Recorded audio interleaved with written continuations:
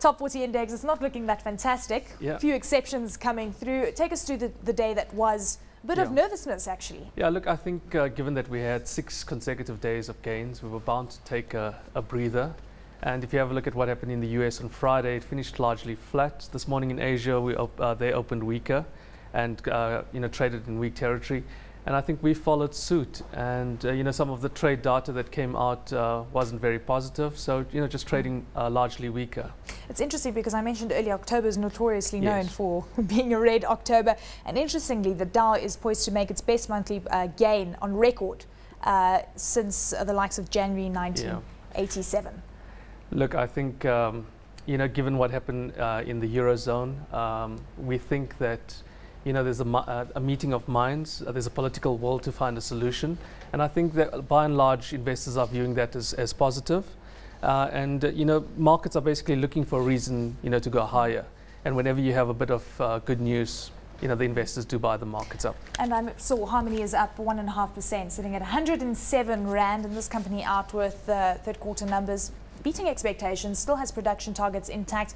Papua New Guinea, of course, being what everyone is eyeing out. Yeah, I think with the higher gold price, it's playing into their hands. And a positive trading update from them. Market likes that news and it's taken the stock higher, Mondi also out with an update today. Mondi PLC down 2%. Mondi Limited is up 1%. Bit of a divergence coming through there. We're still seeing quite a bit of consolidation occurring within the industry. We know that they sold off some of the European assets. Is paper still in vogue for you? Not for us. Difficult to find a reason to buy into the paper stocks. With internet right now, people are switching from the normal papers to internet, and we just don't find the value in the likes of Mondi or Asapi, to be honest. And we saw Shoprite coming under significant pressure today, shedding around 4%. And the company says that total turnover increased by 10.8% from the July to September period. Clearly, investors just not liking this news. Yeah, and you would think that would be positive. It's double-digit growth. Yeah, absolutely. And, I think markets are just largely sold off today. I think some profit-taking maybe that's hurting Shoprite currently. But you would think that the trading update would have been positive, but you've got the new entrant Walmart that's coming into the country, or that's in the country, so, might be some competition for them, and market's probably just taking some profits there. Absolutely. I mean, just looking at the likes of Shoprite, as I mentioned, down 4%, sitting at 117 Rand. Is this an opportunity to buy the likes of Shoprite? Yeah, look, it's at these levels when it's down so much on one day? Yeah, look, it's a fantastic company. I think its exposure into Africa is there. It's great value to be had in the like of a Shoprite. And if you see a correction like this, it's probably a buying opportunity. Other trading updates out today. JD Group expects headline earnings per share, full-year headline earnings per share to increase by 35%. That's an astronomical number. Yeah, look, I think it's coming off a low base as well. We've got to bear that in mind.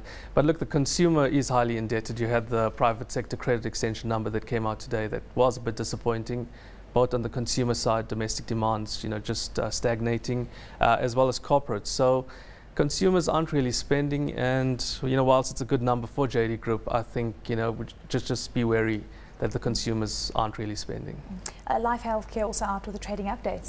Headline earnings per share expected to be as much as 95% higher. Bearing in mind that it's largely expected, so the market was looking for a number like that, and I think there was once-off costs related to the IPO. So it's also coming off a low base. Market was expecting it. And I think it's slapped in line with what the market was looking for. The belle of the ball for so many years, Capitec. Yeah. And I hope you're smiling because you actually bought into the stock at the right level. No, Suraj. No. Company announcing there's going to be issuing more shares to fund capital expansion. Do you think that's a good move? Yeah, look, the market didn't like it today. The stock was sold off, but I think it's necessary for them if they are going to look to grow the business.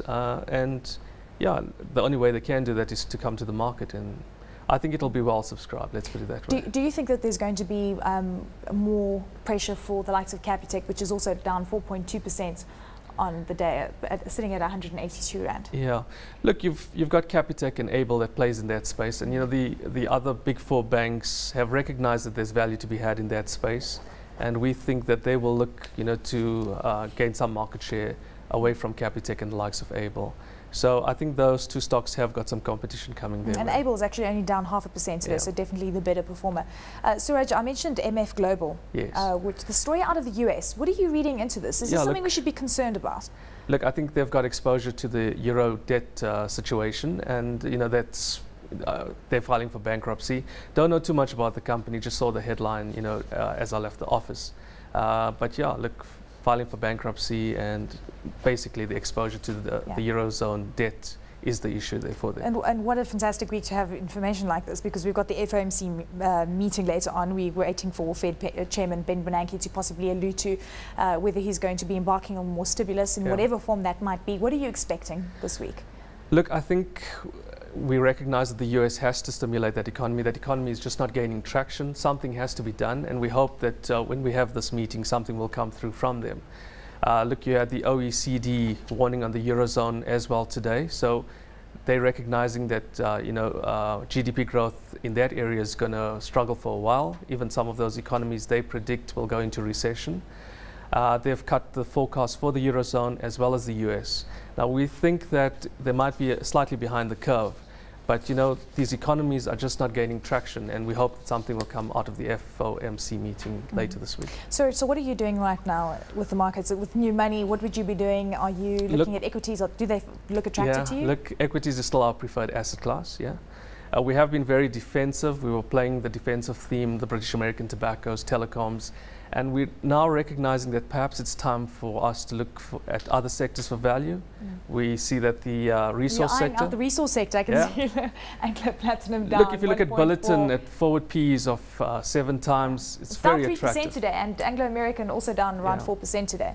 And, if the markets are forward-looking, if you look 1 year, 18 months out, these are the sectors that will probably give you the best value.